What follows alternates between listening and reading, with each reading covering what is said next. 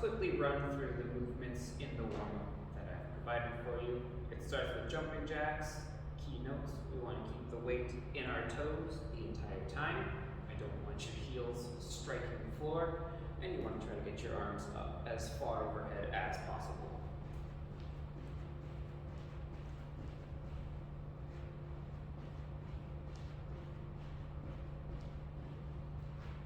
Then we have cross jacks, similar to the jumping jacks, only we're moving our feet forwards and backwards and our arms are swinging in front of our body. Again, you want the weight to stay in your toes and you don't want your heels to ever touch the floor.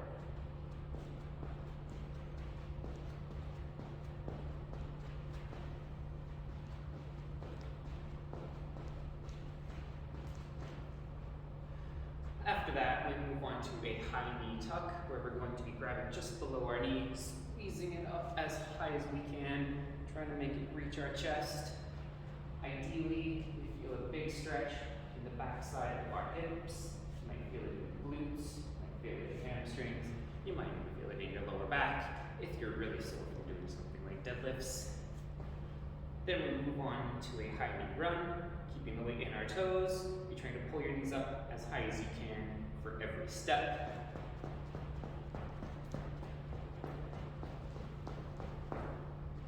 Then we move on to a sprinter stretch, where you're going to grab your ankle, pull it back as far as you can. Once you've got your balance, I want you to squeeze your glutes, push your hips through. You're going to feel a great big stretch from your hips down to your knee.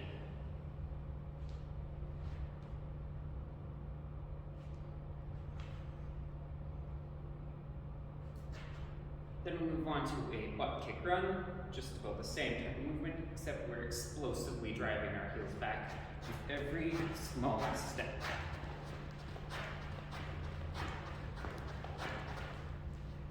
After that, we move on to a figure four.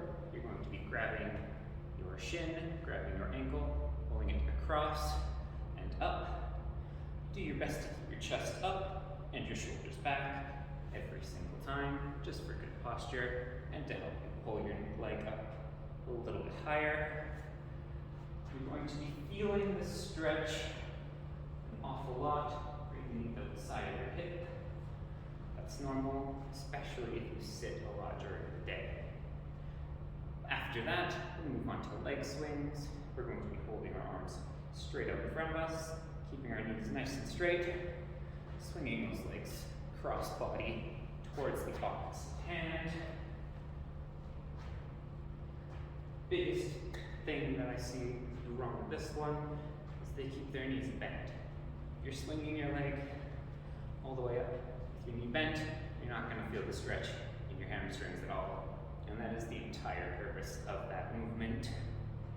So make sure your legs are as straight as possible. After that, move on to a forward lunge. You're going to take a big step forward, then you're going to reach up and over the front leg, leaning your whole body into it, feeling a big stretch all the way down from your armpit to your hips. Try not to keep weight in the front leg. You can have your hands sitting there or your arms sitting there, but don't lean into it. All of your weight should be in your legs and your feet.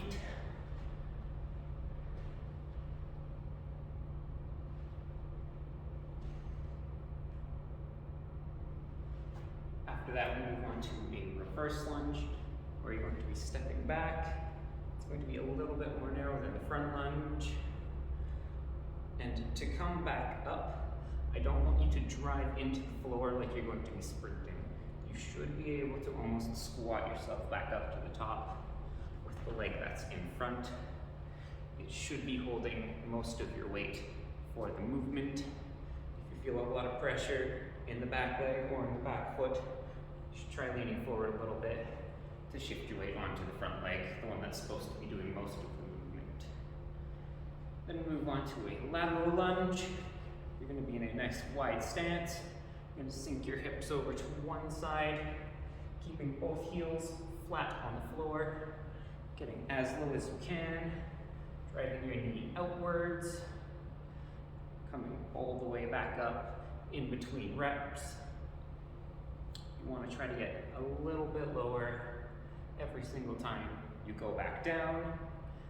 And as for a torso position, if you feel more comfortable bent over or keeping a very upright posture, either one is fine. The goal of this is to feel a big stretch up your inner thigh. So whichever one lets you feel that more, stick to that one for the warm up. Then we move on to a waiter's bow.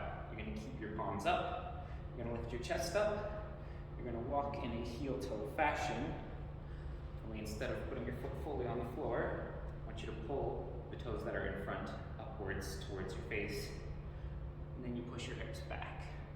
This is going to give you a massive stretch down the back of your legs, your hamstrings, and your calves. Some people even feel it a little bit right behind their knee, where those two muscles cross over behind the joint. Stretching in all of those places is good, and will keep your legs nice and healthy. After that, we move on to a bodyweight squat. You have two choices for where you can keep your hands. Interlaced behind your head with your elbows pulled back. Working on shoulder external rotation and a little bit of thoracic or upper back extension. Or if you want to focus a little bit more on the extension of your back, try keeping your hands straight up over your shoulders. It's way harder than you think. A lot of people end up coming down and their arms drift way down. That's what we're trying to fight, keeping them straight up over your head. After that, we have a single leg toe touch.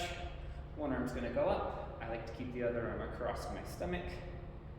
And you slowly lower down to the toes on the opposite side.